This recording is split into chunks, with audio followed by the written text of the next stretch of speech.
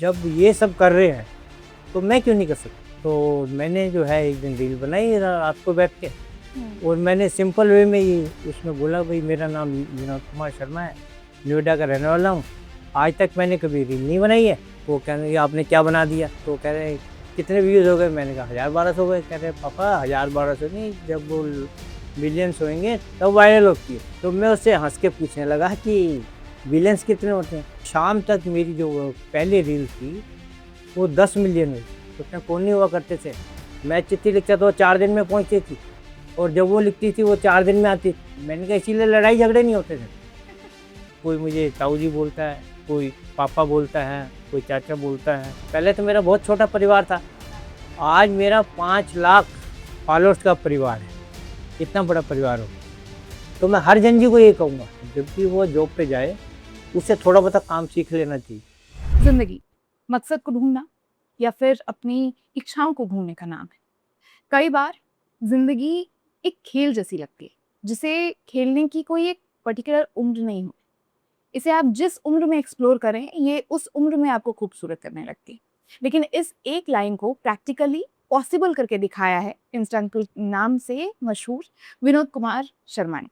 आज इस वीडियो में हम उनसे बातचीत करेंगे, हम जानने की कोशिश करेंगे कि 70 साल की उम्र में अचानक से मिलियंस ऑफ व्यूज का ये लालच कहाँ से आया, ये वीडियो बनाने की चसक कहाँ से चढ़ी।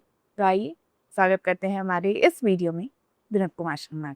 बहुत बहुत स्वागत सर। तो 70 साल की उम्र में सबसे पहली बात तो ये लगता है कि इंसान इंडिया में खासकर रेस्ट करता है, उसको लगता है कि अब थोड़ा सा आराम हो जिंदगी। लेकिन आपने इस उम्र में हसल को चुना। अचानक से ये रील बनाने का थॉट कहाँ से आया? ये पहले से ही थॉट में था या फिर कुछ देखकर, कुछ सुनकर अचानक से दिमाग में कैसे आया? नहीं, ये तो ऐसा है, ये मैं एक्चुअली क्या है, मेरी बेटी है, वो देखती रहती है इंस्टाग्राम। हुँ। तो मैं उससे पूछता था भाई ये क्या है, तुम क्या देखते रहती हो? तो वो कहने लगे पापा ये इंस्टाग्राम है, ये 2 जेनजी है जाते हैं, हुँ। रीलें बनाते हैं, वो हर तरह की बनाते हैं। तो मुझे भी, मैंने कहा मैं भी देखता हूँ, तो मेरा अकाउंट उसने बना दिया था, मैं भी देखने लगा हाँ। भी किस ढंग से ये। तो उसमें देखने लगा, एक दिन मेरा ही, मैंने कहा जब ये सब कर रहे हैं तो मैं क्यों नहीं कर सकता। इसमें कोई सीखने के लिए कोई एज फैक्टर नहीं हो, ये 17 साल का आदमी भी कर सकता है और 70 साल का भी कर सकता हुँ। है। तो मैंने जो है एक दिन रील बनाई रात को बैठ के, हुँ। और मैंने सिंपल वे में ही उसमें बोला भाई मेरा नाम विनोद कुमार शर्मा है, नोएडा का रहने वाला हूँ, आज तक मैंने कभी रील नहीं बनाई है, अब मैं कोशिश कर रहा हूँ, हुँ। आपको पसंद आएगी। तो इतना करने के बाद मैंने जो है वो छोड़ दिया। तो मेरे अभी थोड़ी देर, मतलब 9 सवा 9 पे बनाई तो 9:30 पौने 10 तक, तो सवा सवा है, मैं जनरली 9:30 बजे सो जाता हूँ, क्योंकि मैं early in the morning walk पे निकल जाता हूँ 4:30 बजे। हुँ। तो सुबह उठ के देखा तो वो 1000-1200 हो गए। हुँ। तो 1000-1200 हो गए तो मैंने बेटी को फ़ोन किया, मैंने कहा मेरी रील तो वायरल हो गई। हुँ। वो कह रही आपने क्या बना दिया? मैंने कहा ऐसे मैंने रील डाली थी। तो कह रहे कितने व्यूज़ हो गए? मैंने कहा 1000-1200 हो गए। कह रहे पापा 1000-1200 नहीं, जब वो मिलियंस होंगे तब वायरल होती है। हुँ। तो मैं उससे हंस के पूछने लगा कि बिलियंस कितने होते हैं? तो वो कहने लगी तो भाई 10 लाख का 1 मिलियन हो। मैंने कहा इतना तो नहीं होएगा। तो मतलब जैसे ही जैसे टाइम गुजरने लगा तो हुँ। उसके मैसेज आने शुरू हो गए। तो शाम तक मेरी जो पहली रील थी वो 10 मिलियन हुई। हुँ। 10 मिलियन हुई तो मुझे बड़ा अच्छा लगा। तो बच्चों में मुझे लाइक किया, मैंने जो बोला वो बच्चों ने पसंद किया, हुँ। और पहले दिन में ही मेरे जो है 40-42 हज़ार जो है फॉलोअर। तो देख के मुझे बहुत अच्छा लगा कि भाई बच्चों ने मुझे पसंद किया। उम्मीद थी आपको कि इतना वायरल नहीं, ये होगा? उम्मीद नहीं थी। मैं तो इसलिए मैंने कहा अगर पसंद आएगा तो ठीक है, नहीं आएगा तो कोई बात नहीं। अपनी बात मैं सबके सामने रखा था कि मैंने कहा इससे मेरा क्या है, अगर मान लो जैसे रील मेरी थोड़ी चल पड़ी तो मेरे को टाइम पास करने के लिए बच्चों को जो मेरा एक्सपीरियंस है वो बताने का मौका मिल गया। आपने कभी पहले किया था इससे अपने मैं बच्चों को शेयर करने की, ऐसे जिस तरीके से आप रील में बताते हो, अपने बच्चों को कभी बताया है? बच्चों को भी, हाँ, ये मैं बताता था कि हमारे टाइम में ये होता था, हमारे टाइम में ये होता था। हुँ। हमारे टाइम में तो फ़ोन भी नहीं होते थे। हुँ। फिर मैं इन्हें दिखाता था, मैंने कहा कि ये देखो ये तेरी मम्मी की चिट्ठियाँ हैं, ये मेरी चिट्ठियाँ हैं। उतने फ़ोन नहीं हुआ करते थे। मैं चिट्ठी लिखता तो 4 दिन में पहुँचती थी, और जब वो लिखती थी वो 4 दिन में आती थी, तो 8 दिन में पहुँचती थी। मैंने कहा इसीलिए लड़ाई झगड़े नहीं होते थे, क्योंकि आजकल तो कोई बात हो फट फ़ोन, उधर से फ़ोन, इधर से फ़ोन। ब्लॉकिंग का अलग सिस्टम है। हाँ, ब्लॉकिंग का अलग सिस्टम। ज़्यादा गुस्सा जो तो ब्लॉक हो जाता। तो ये एक्सपीरियंस खैर पहले बहुत अच्छे थे। अच्छा, आपने रील्स बनाना जब शुरू किया, अब वो किस चीज़ का नतीजा था? मतलब आपने शौक में शुरू किया या फिर अकेलेपन का एक तरीके से कह लीजिए? नहीं, शौक भी नहीं, एक्चुअली क्या, मेरे को एक्चुअली क्या, कोरोना में मेरे बेटे की डेथ हो गई थी। उससे पहले मेरी वाइफ की डेथ हो गई थी। तो अकेलापन भी था। अकेलापन भी नहीं कह सकते, मैं बेटी के पास अपना चला जाता था, वो मेरे पास आ जाती थी। फिर भी मैंने कहा कुछ टाइम पास करने के लिए थोड़ा वो अकेलापन भी दूर हो जाएगा। फिर जो जेन जी के जो विचार हैं वो भी मैं ग्रहण करूँगा, और जो मेरा एक्सपीरियंस है वो ग्रहण करेंगे, शायद उन्हें पसंद आ जाए। तो जेन जी को बहुत पसंद आया। अब जब मैं उसमें कमेंट देखता हूँ, कोई मुझे ताऊ जी बोलता है, कोई पापा बोलता है, कोई चाचा बोलता है, बहुत अच्छा लगता है। पापा भी बोलते हैं? पापा भी बोलते हैं, बहुत बोलते हैं। पहले तो मेरा बहुत छोटा परिवार था, आज मेरा 5 लाख फॉलोअर्स का परिवार है। इतना बड़ा परिवार हो। अच्छा, एक कहीं न कहीं वो आता है आपके मन में कि रील्स अगर अभी नहीं रहती, अगर ये सोशल मीडिया नहीं रहता, कब क्या नहीं, अगर ये ना रहता तो मैं एक्चुअली क्या, जब मैं सर्विस में था तो वहाँ पे हमारे वहाँ मंदिर था, तो मैं अपने मंदिर का 25 साल तक सेक्रेटरी रहा हूँ। अच्छा। तो मैं सैटरडे संडे हमारी छुट्टी होती तो जनरली मेरा मंदिर में ही बीतता था। और वैसे भी जैसे ही हमारा ऑफ होता था वर्किंग डे में, तो 1 घंटा 1.5 घंटा मैं मंदिर में लगाता। तो अगर मान लो ये रील वाला ना होता तो हमारे यहाँ सोसाइटी में ही मंदिर है, तो मैं फिर हाँ अपने आप को शिफ्ट करता, क्योंकि आदमी कुछ ना कुछ तो करेगा ना, सही बात है। क्योंकि कहते हैं ना पड़ा पड़ा पत्थर भी भारी हो जाता है, तो कुछ तो आदमी को करना ही पड़ेगा। लेकिन अगर आप देखिए, कुछ ना कुछ आप बोल रहे हैं कि कुछ ना कुछ करना पड़ेगा। आजकल इंडिया में एक टर्म बहुत ज़्यादा वायरल भी है और प्रैक्टिकली हो भी रहा, अनएम्प्लॉयमेंट, बेरोज़गारी। और कहा जा रहा है कि बेरोज़गारों के पास अगर कोई ऑप्शन नहीं है तो वो कंटेंट क्रिएशन का है। आप इस चीज़ से कितना ताल्लुक़ रखते हैं कि क्या जो लोग नहीं कुछ कर पाए, उनको कंटेंट क्रिएशन में आ जाना चाहिए? हाँ, नहीं ये तो बहुत अच्छा वो है, तो लोग जो है जिनके मान लो सर्वे नहीं बेरोजगारी है, वो इस फील्ड में आए भी हैं और सक्सेस भी हुए हैं। और जब फिर सक्सेस होने के लिए कोई उम्र का वो नहीं होता है कि नहीं ये तो 20 साल का ही बच्चा कर सकता है या तो 30 साल का ही कर सकता है। अब मैंने 70 साल की उम्र में शुरू किया, तो मैं तो मतलब ये था ना कि भाई मैं अपने एक्सपीरियंस है भाई अपने बच्चों को बताऊं। लेकिन अभी अगर देखेंगे तो व्यूज़ का भी एक चस्का है इंसानों में कि 1-2 रील डाली, व्यूज़ नहीं आया। कुछ-कुछ लोग हैं जो कि 50-50 रील्स डालते हैं, उनके व्यूज़ नहीं आते हैं। अब वो लोग काफ़ी डिमोटिवेट हो जाते हैं, उनके लिए आप क्या कहना चाहिए? देखो, व्यूज आना ना आना एक दूसरी बात है। आपको अपने कंटेंट्स डालते रहने चाहिए। अगर आप ये व्यूज के चक्कर में पड़ गए फिर आप कुछ नहीं कर पाओगे। आपको कंटिन्यू आपको एक अपना सेटअप करना पड़ेगा। व्यूज की चिंता मत करो। जब आप डालोगे रील्स डालोगे अपने एक्सपीरियंस बताओगे या जिस भी डिपार्टमेंट का आप उसका करोगे, तो आपको जो है तरक्की जरूर मिलेगी। किसी को थोड़ा जल्दी मिल जाती है, किसी को बाद में मिलेगी, अच्छा, मिलेगी सब। जब आपने रील्स बनाना शुरू किया तो ये एडिटिंग, कैमरा पकड़ना और भी बहुत सारी चीज़ें होती हैं, कंटेंट लिखना, स्क्रिप्टिंग करना, तो ये सब चीज़ों में कितनी दिक्कतें हुई और आपने कैसे सीखा इसे? ये तो एक्चुअली कंटेंट्स जो मैं मुझे मेरी ज़िंदगी का एक्सपीरियंस है ये, तो वो तो एक्सपीरियंस तो आदमी जल्दी नहीं भूलता। तो मुझे भी मेरी जो ज़िंदगी का एक्सपीरियंस था वो मैं अपनी ये मेरी कापियाँ हैं, इसके अंदर मैं पहले लिखता हूँ ये सारे। अच्छा, आप स्क्रिप्टिंग करते हो? मैं स्क्रिप्टिंग करता हूँ सारा, हुँ। फिर जो नहीं समझ आता फिर दोबारा लिखता हूँ, वो नहीं आता फिर दोबारा लिखता हूँ। फिर पहले तो मैं अपने हाथ से कैमरा पकड़ के हम्म मैंने वीडियो बनाई है। हम्म तो उसके बाद जो है मेरी बेटी भी मेरी हेल्प करती है अच्छा, एडिटिंग की।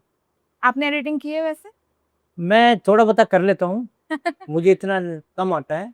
हाँ, पर अगर मान लो मैं यहाँ मतलब बेटी नहीं होती हम्म, तो जैसे मेरे पड़ोसी हैं उनसे मैं हेल्प ले लेता हूँ।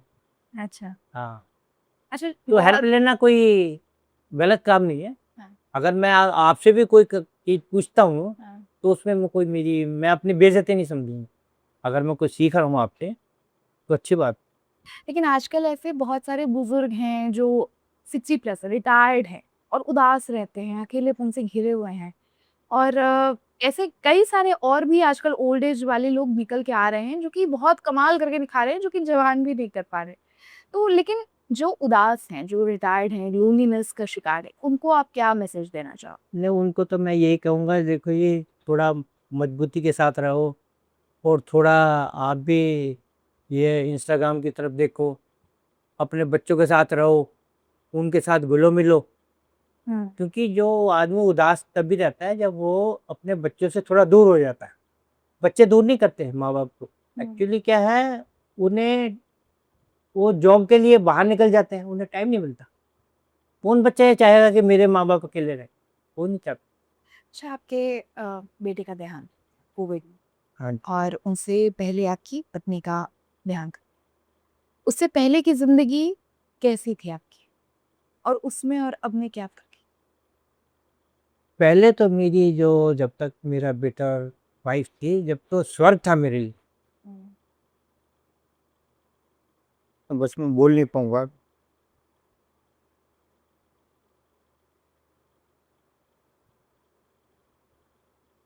अच्छा आपकी बेटी अभी आपका सहारा है। आयुष, आप क्या कहना चाहिएगा उन्हें जो आज भी इस 21st सेंचुरी में भी ये मानते हैं कि बेटी सब कुछ नहीं कर सकती है, बेटी आज भी इंडिपेंडेंट नहीं बन के रह सकती है, बेटी माँ-बाप का सहारा नहीं बन सकती, उनके लिए आप क्या? नहीं, ये जो भी बोलता है गलत बोलता है। हुँ, बेटा और बेटी में कोई फर्क नहीं है, बल्कि बेटी जो है वो माँ बाप का ज़्यादा ध्यान रखती है।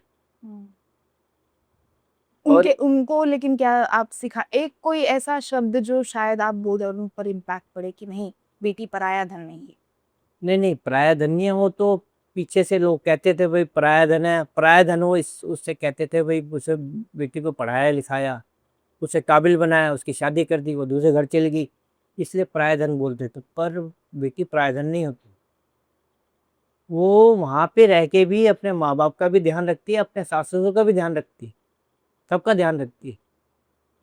बल्कि बेटा नहीं, बेटा कभी कभी वो नहीं ध्यान देता, पर बेटी वहाँ दूर रह के भी ध्यान देती। ध्यान दे देती। आपके ज़माने में और आजकल के ज़माने में ऐसा क्या है, जो हम कहीं न कहीं मिस कर जा रहे हैं कि वो ज़माना कुछ अलग-सा था? बहुत लोग बोलते हैं, आपकी उम्र के ख़ासकर और इनफैक्ट हमारे माता-पिता भी ऐसे हैं, जो बोलते हैं कि उस ज़माने की बात ही अलग थी, तुम लोग मैच ही नहीं कर सकते। क्या था उस ज़माने में ऐसा? उस जमाने में एक्चुअली सबसे पहले तो ये था, ट्रस्ट था, एक दूसरे पे विश्वास ज़्यादा करते थे। तो जैसे पति पत्नी भी होते हैं तो वो भी एक दूसरे पे विश्वास करते थे। हुँ, तो आजकल विश्वास की कमी ज़्यादा है, हुँ। इसीलिए पहले ज़माने में और अब के ज़माने में ज़मीन आसमान था। एक दूसरे पे विश्वास नहीं विश्वास कर पाते। विश्वास की जब बात आती है तब आजकल के ज़माने में सबसे ज़्यादा जो देखा जा रहा है कि पत्नियाँ अपने ही पति को मार दे रही हैं, पति अपने ही पत्नी को मार दे रहे हैं। लेकिन उस ज़माने में कहते हैं कि अरेंज मैरिज हुआ करती थी, मंडप पर पहली बार दूल्हा-दुल्हन एक-दूसरे को देखा करते थे।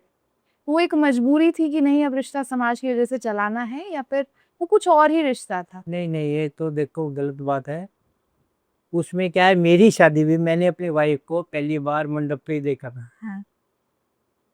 और जबकि मेरी गवर्नमेंट सर्विस थी, हुँ, तो उसमें अरेंज मैरिज थी। हुँ।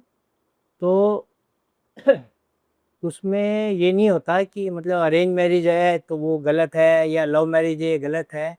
ये आजकल का ट्रेडिशन चल पड़ा है। हुँ, मतलब बच्चे इसे लाइक करते हैं, हुँ, अपने अपनी पसंद है। पर वो भी ज़माना ख़राब नहीं, तो ये भी ज़माना ख़राब नहीं है। हुँ। बस ये थोड़ा-सा ये है, एक दूसरे पे विश्वास की कमी है। अब जो आजकल रोज़ पेपर में आ रहा है जी, लड़की ने लड़के को धक्का दे दिया, लड़के ने लड़की को धक्का दे दिया। अब मान लो तुमने एक दूसरे से शादी नहीं करनी, तो तुम अपने पेरेंट्स को बता दो कि भाई हमने यहाँ शादी नहीं करनी, मेरा तो अफेयर चल रहा है, मैं तो वहाँ करूँगी। वो तुम्हें मना थोड़ा करेंगे। भाई वो तुम्हारे जो विचार हैं उन पर गहराई से विचार करेंगे। आप अपने पेरेंट्स को बताओ। लेकिन लव मैरिज में भी बहुत सारे ऐसे जो कि मर्डर्स हो जा रहे हैं, तलाक को जा रहा है। तलाक आजकल बहुत ज्यादा बढ़ गया है। आप तलाक को कैसे देखते हैं? तलाक एक्चुअली क्या है, ये जो टीवी चला हुआ है ना आजकल, और जो फिल्में चल रही आ रही हैं, ये उसी से सीखते हैं सब।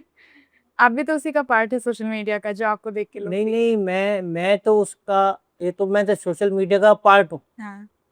नहीं, मैं कह रहा हूँ 20 साल तक कोई पिक्चर नहीं देखी थी।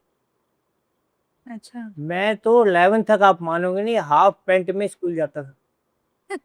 हमारा जमाना तो बहुत ही अलग था। आजकल तो आप जो फर्स्ट केजी में है वो ना हाफ पैंट में जाए। तो हमारा टाइम और ये टाइम में बहुत फर्क। आजकल प्रेशर बहुत ज्यादा बढ़ गया है बच्चों पर, पढ़ाई को लेकर, पैसों को लेकर। हाँ, वो एक्चुअली प्रेशर इसीलिए बढ़ा हुआ है कि हर आदमी जो है, हर बच्चा ये चाहता है कि शॉर्टकट में मैं सक्सेस हो जाऊँ। अच्छा, 70 साल के तजुर्बे में अगर मैं आपसे पूछूं तो सबसे ज्यादा अहमियत क्या रखता है? पैसा, प्यार, विश्वास, या फिर जो एक खुशी होती है, बचपना एक अंदर से जिंदा रखना? इन चारों में से क्या सबसे ज्यादा अहम है? क्या पैसा देखो, important विश्वास सबसे बड़ी चीज़ है। पैसा कमाया जा सकता है, है? पर विश्वास अगर हमने तोड़ दिया, हम्म। चाहे वो पत्नी का है, चाहे वो बच्चों का हो, किसी का भी हो, विश्वास तोड़ दिया तो विश्वास दोबारा बनाना बहुत मुश्किल है। पैसा तो आप कमा सकते हो। तो मैंने तो अपनी ज़िंदगी में यही सीखा है कि सबसे पहले आपको अगर आप दूसरे पे विश्वास करोगे तो वो तुम्हारे पे विश्वास, और आजकल विश्वास की कमी है। नहीं, जैसे कई बार कहा जाता है जो पैसे कमा लेते हैं उनके लिए तो ये कहना बहुत आसान है कि आप पैसे कभी भी कमा लोगे। लेकिन जो जिन्होंने अभी शुरुआत की है, वो अभी बहुत दौड़ में है। उस दौड़ में कहीं न कहीं शांति और जो एक्सप्लोर करने का एक तरीका होता था वो हमारे बुजुर्गों में, वो कहीं न कहीं पीछे छूट गया है। उसको आप कैसे देखते हैं? नहीं, वो इसमें वो यही है ना कि एक्चुअली क्या है, जो आजकल बच्चे कमा रहे हैं, कमा तो रहे हैं, अनएम्प्लॉयमेंट है, पर ये है कि अब हर आदमी को ये है कि वो चाहिए गवर्नमेंट सर्विस चाहिए। पहले ये नहीं होता था, पहले अपना काम करते थे। अब मैं आपको बताऊं, हमारे बाबा जी वो रेलवे से रिटायर्ड हो, तो जब वो गांव जाया करते थे तो जो उनके अफसर थे वो कहते थे तुम जा रहे हो तो 10 दिन की छुट्टी और ले जाओ, 4 वहां से लेकर ना एम्प्लॉय। मतलब कोई गवर्नमेंट एम्प्लॉय मतलब सर्विस को लाइक नहीं करता था। हाँ, एक मीम भी चलती है कि हाँ। दादाजी के ज़माने में गवर्नमेंट भाग रही है हाँ, पीछे-पीछे कि कि ले लो। आओ आओ आओ नौकरी करो। और और अब आजकल क्या है, आजकल लोग भाग रहे जो हैं। जनरली क्या है कि हर आदमी सोचता है मुझे कुर्सी वाली नौकरी मिले, हाँ। मेहनत ना करनी, इसलिए थोड़ा परेशानी है। और ऐसी बात नहीं है, नौकरी तो पहले भी थी, अब भी है। अब भी कोई जो मेहनती है वो अपना काम कर लेगा, अपना अपने नीचे 10 आदमी लगा लेगा, तो कोई कमी कोई नहीं है। जो मेहनती होगा काम करेगा। अभी गवर्नमेंट भी स्टार्टअप कंपनीज को बहुत ज़्यादा हेल्प करने की कोशिश कर रही है, लेकिन लोग कहीं न कहीं रिस्क से बहुत डरते हैं कि रिस्क नहीं लेना है। हाँ, नहीं तो देखो, गवर्नमेंट भी नहीं को कहती है भाई आप कोई स्टार्टअप करो, हम पैसा देंगे, पर वो वही बात है ना कि उसमें रिस्क कोई लेना नहीं चाहता। रिस्क सही है ज़िंदगी के लिए। रिस्क तो लेना ही पड़ेगा। अब जो ये आजकल जो शादियां हो रही है, ये भी तो एक रिस्क ही है। ये भी तो रिस्क ही है। जो विश्वास नहीं आप एक दूसरे पे करोगे सही बात। तो वो रिस्क ही है। हाँ। अच्छा, आपको अगर कभी पीछे जाने का मौका मिले ज़िंदगी में, आप फिर से एक बार 20-25 साल आपको कोई दे कि आप 20-25 साल के हैं, क्या करना पसंद कीजिएगा? मैंने जो अब मैंने आपने मेरी अगर रील देखी है तो मैंने उसमें बहुत बार लिखा, अगर मैं 20 साल का होता, 25 साल का होता, तो उसमें मैं अपनी कमियां बताता हूँ कि मैंने ये काम किया, मैं ये ना करूँगा। तो जो मैंने उसमें कमियां करी हैं मैं उन्हें सुधारने की कोशिश की। अच्छा, किसी चीज़ का रिग्रेट है आपको? नहीं रिग्रेट, अब पछतावा जो बीत गया उसका क्या रिग्रेट। लोगों को रहता है रिग्रेट, पछतावा रहता है किसी चीज़ का। नहीं यूं तो देखो, इच्छाएं तो कभी किसी की पूरी नहीं होती। हुँ। अब वो जिसके पास 1000 रुपये होंगे वो कहेगा मैं 1 लाख कर लूँ, जिसके पास 1 लाख होगा कहेगा मैं 2 लाख कर लूँ, जिसकी 2 लाख की लगे वो कहेगा मैं और ऊपर की नौकरी कर लूँ। तो जब तक ये हमारे बीच में इच्छाएं रहेंगी तो तब तक तो उसका तो निवारण तो कुछ नहीं। नौकरी पेशा लोगों के लिए एक शब्द बहुत ज़्यादा इस्तेमाल किया जाता है, रैट रेस। कि आप भी रैट रेस में फँस चुके हो, जो कभी भी खत्म नहीं होगा। एक लूप में इंसान चल रहा है कि नौकरी करनी है, फिर शादी करनी है, फिर बच्चा करना है, फिर उसके फ्यूचर के बारे में सोचना है और फिर वही चले जा रहा है। इस लूप को एक 70 साल का तजुर्बा किस तरीके से देखते हैं? क्या ये लूप सही है या फिर इससे निकलना भी एक ऑप्शन के तौर पर देखा जा सकता है? नहीं देखो, ये तो साइकिल का पहिया है, ये तो पहले भी था और अब भी है। उसमें ये है आजकल जो जेन जी है वो इसलिए इसमें फंसता जा रहा है हुँ। कि हमने अपनी जो है जो इच्छाएं ज़्यादा बढ़ा ली। हर चीज़ हमारी ईएमआई पे, पैसा बाद में आता है, ईएमआई की किस्तें पहले जाती हैं। अगर मान लो हमारे जो मान लो 50,000 हमारी सैलरी आ रही है हुँ। तो उसमें हमारी जो ईएमआई तैयार खड़ी हुई है, कहीं पे हाउस की देनी है, कहीं पे हमने कोई कार कार ले की ली देनी उसकी है। है, कोई मोबाइल ले लिया उसकी है। तो वो इसी जंजाल में फंसा रहता है। अच्छा पहले ये नहीं होता था, अब ये क्या है आजकल एक दूसरे को देखा देखी हुँ। आदमी कोशिश करता है मैं भी ये ले लूँ मैं भी वो ले लूँ, चाहे उसकी हिम्मत ना है फिर भी वो कोशिश करता है। हमारे टाइम में ये नहीं होता। अगर मान लो किसी के पास कोई चीज़ है, हमें हमारे दिल में ये इच्छा नहीं होती थी कि भाई मैं भी ले लूँ ये लोन पे। उस टाइम लोन का चलन कोई नहीं था। चलन नहीं था। आजकल तो हर चीज़ में आपको, आप कहीं पे जाओ वो कहे हाँ जी कितने से आपको साल की ईएमआई बनवानी। आप साइकिल से लेके और चाहे कार तक जो मर्जी खरीदो ईएमआई, ईएमआई के बगैर काम ही नहीं चलता। और जब से ये ईएमआई वाला काम हुआ है तभी से ये आदमी परेशान ज़्यादा है। अच्छा, आपको नहीं लगता कि इंडिया में खासकर हर इंसान इंडिपेंडेंट बहुत ज़्यादा हो गया है? कि मतलब अगर हवा भी साफ़ नहीं है तो हम घर में ही एक एयर प्यूरीफायर खरीद लेंगे, पानी साफ़ नहीं है हम कोई वाटर प्यूरीफायर खरीद लेंगे। कोई चलने का उस तरीके से साधन नहीं है, हम कार ईएमआई पे खरीद लेंगे। तो ये सही है? अब यही तो गलत है। रोडें खराब हो रखी हैं हमारी। देखो रोड तो आजकल एक्चुअली क्या है, अब गवर्नमेंट तो कोशिश पूरी करती है। अब हमारी जनसंख्या पॉपुलेशन इतनी बढ़ रही है। हुँ। अब जो पहले रोड हमारे टाइम में उतनी पॉपुलेशन नहीं होती थी, 50-60 करोड़ भी नहीं होती थी। अब दिल्ली में जब मैं सर्विस पे था तो उस टाइम पे मैं क्या 1-1.5 करोड़ की आबादी थी। हुँ। अब दिल्ली दिल्ली की आबादी तो 3-4 करोड़ है ज़्यादा। तो जब वो इतनी पॉपुलेशन हो जाएगी उसके लिए फिर साधन भी चाहिए, उसके लिए फिर हमें ट्रैफिक भी चाहिए। तो गवर्नमेंट कोशिश करती है पर उतना नहीं कर पाती जितना करना चाहिए। लेकिन इंडिपेंडेंस कहीं न कहीं उसकी वज़ह से हर इंसान में आ गया है ना कि अब हाँ। खरीदना ही पड़ेगा। हम पॉल्यूटेड हवा तो नहीं ले सकते हैं, हमें एयर बस प्यूरीफायर खरीदना पड़ेगा। तो कहीं न कहीं ईएमआई उसकी वज़ह से आ हाँ, जाती है। उसकी वजह से भी ईएमआई आ रही है। तो ये सही है फिर कि नहीं है फिर ये?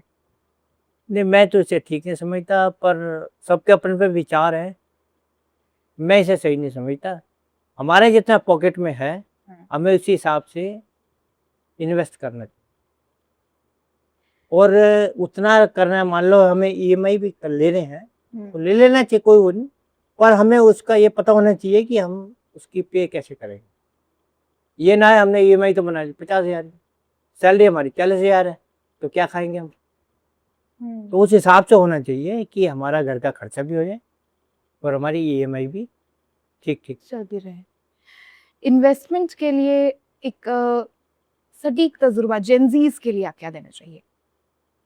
इन्वेस्टमेंट तो पहले तो सबसे पहले सेविंग करनी चाहिए। मैं हर एक जन जी को यही कहूँगा कि मान लो अगर आप 10,000 की नौकरी भी कर रहे हैं, तो कोशिश करो कि भाई मेरा 9,000 रुपये खर्च हुए, 1,000 मैं सेविंग कर, क्योंकि सेविंग बहुत ज़रूरी है। क्योंकि आजकल वो हम एक जो मैं देखा है बच्चों को कि वो खर्चा करते हैं, जितनी सैलरी आई उतनी अपना ख़त्म कर दी, सेविंग होती नहीं है। जब सेविंग नहीं आई तो इन्वेस्टमेंट कैसे करेगा? इन्वेस्टमेंट करेगा तो फिर वो ईएमआई होएगी।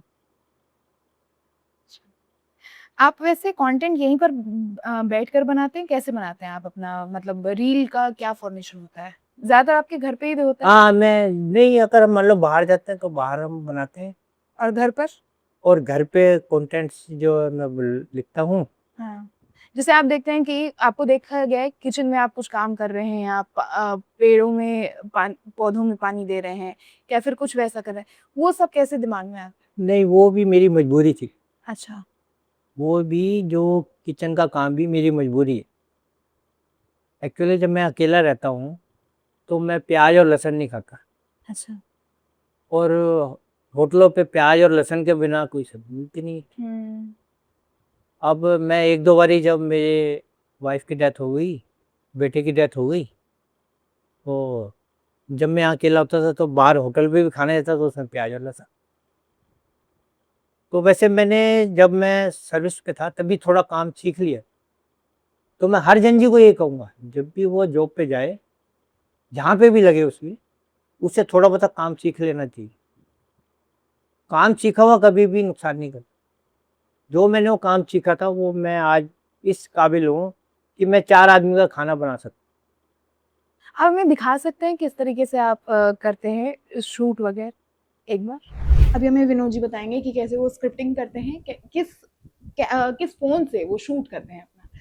सर आप एक देखो बार ये हमारे कैमरामैन को दिखा दो ताकि व्यूअर्स देख ये सकें। सिर्फ मेरे पास बहुत छोटा सा फ़ोन है। इससे आप शूट इससे करते हो? मैंने पहली फिर अपनी जो है रील बनाई थी। हाँ। और अभी भी सिर्फ आप इसी से बनाते हो? हाँ, अभी भी मैं इसी से जनरली बनाता हूँ। लाइटिंग वगैरह का इस्तेमाल करते हो? नहीं, कोई लाइटिंग तो ये है, बहुत है। जो घर की लाइटिंग मतलब से जो है। हमारे पास इंस्ट्रूमेंट घर में है वही सफिशिएंट है। वैसे तो आप जो मर्जी ले आओ, हाँ। पर ये लाइटें बहुत हैं, उसी से मैंने स्क्रिप्ट पहले ये लिखता हूँ इसके अंदर। अच्छा, आप जो-जो बोलते हो वो सब कुछ लिखते हो? वो मैं पहले जो मेरे दिमाग में रहता है वो मैं लिखता हूँ सारा। ये हर हर दिन का रील का हाँ, एक ये मैं स्क्रिप्टिंग है। हर दिन का कि आज क्या होना चाहिए, आज क्या होना चाहिए, विजुअल्स कैसे आप फिर इसमें तय करते हो? इसी में ये लिखा हुआ भी है सब विजुअल? लिखा हुआ है। अच्छा, सब कुछ सब लिखा कुछ हुआ है। लिखा हुआ है इसके अंदर। ये पूरा लिखा हुआ है कि वो हाँ, क्या बोलेंगे, किस तरीके से हाँ, वो विजुअलाइज़ मेरी होगा एक लिखाई रील। है तो मैं तो समझ जाऊंगा, आप कह रही इतनी मेरी लिखाई अच्छी नहीं है, पर नहीं, मैं नहीं। अपनी लिखाई पहचान लेता और हूँ। ये 2 ऐसे ये डायरीज़ हैं। ये फुल हो गई थी, ये फुल हो गई है। तो उसके बाद फिर मैंने ये दूसरी वाली डायरी भी आपने ये डायरी जो है शुरू की है। ये शुरू किया है। स्क्रिप्टिंग ज़रूरी होती है कहीं न कहीं उसके रील्स बगैर के लिए। ऐसा है ना, जब तक हमारे दिमाग में ये नहीं बैठेगा, क्लियर हमने थॉट नहीं होगा। क्लियर थॉट नहीं होगा कि भाई हमने किस टॉपिक पे बनाना है, क्या हुँ, बनाना है। तो पता नहीं फिर चलेगा। हमें वही पता होना चाहिए हम जो कर रहे हैं। हुँ, अब बच्चों के कमेंट्स भी आएंगे हुँ। तो उनका जवाब भी देना है, तो अच्छा, ऐसा वो भी कमेंट तैयार रखते हो आप? नहीं, वो भी दिमाग में रहना चाहिए ना कि भाई जो सवाल वो पूछेंगे हाँ, तो हाँ। उसका क्या हम मतलब उसका जवाब भी तो होना चाहिए ना। अच्छा, ये देखिए ये आप इस स्टैंड को इस स्टैंड फ़ोन से से जो मैं भी जितना करते हैं? किचन का काम करता हूँ, अच्छा, तो इस पे कैमरा लगा के हाँ। और मैं किचन का सारा काम करता हूँ। सारा काम करते-करते आप अच्छा स्क्रिप्टिंग आप करते हो लेकिन फिर इसे आपको मेमोराइज़ भी करना होता होगा कि ये मैंने अभी बोलना है। नहीं, वो तो जो किचन वाला जब मैं खाना वाना बनाता हूँ वो तो हुँ, मेरे दिमाग में रहता है हुँ, कि भाई अब आटा गूंदना है, अब सब्जी बनानी है, अब ये करना है। हुँ। तो ये तो मैं फिर अपना दिमाग में रखता हूँ। अच्छा। मतलब कैमरे के लिए स्टैंड रखता हूँ जब मैं अकेला होता हूँ। विनोद शर्मा जी जो हैं वो इस एक स्टैंड और इस एक छोटे से फ़ोन से अपना जो फ़ोन है आप दिखा दीजिएगा व्यूअर्स को, उससे अपनी रील्स शूट करते हैं। कहीं न कहीं आप ये कहना चाह रहे हैं कि ज़्यादा इक्विपमेंट्स की ज़रूरत कोई नहीं जरूरत होती नहीं है। है। ठीक है। तो दोस्तों अब मैंने तो इंस्टा अंकल से बहुत सारे सवाल जवाब कर लिए, लेकिन अगर आपको लगा कि मैं कुछ आपके मन में जो क्वेश्चन आया हो उसे नहीं पूछ पाई हूँ तो कमेंट बॉक्स में हमें ज़रूर बताइएगा। और इस वीडियो में आपको कैसा फील हुआ, आप क्या सोचते हैं इस इंटरव्यू के बारे में, उसे भी कमेंट बॉक्स में लिखना बिल्कुल ना भूलें। बहुत बहुत धन्यवाद।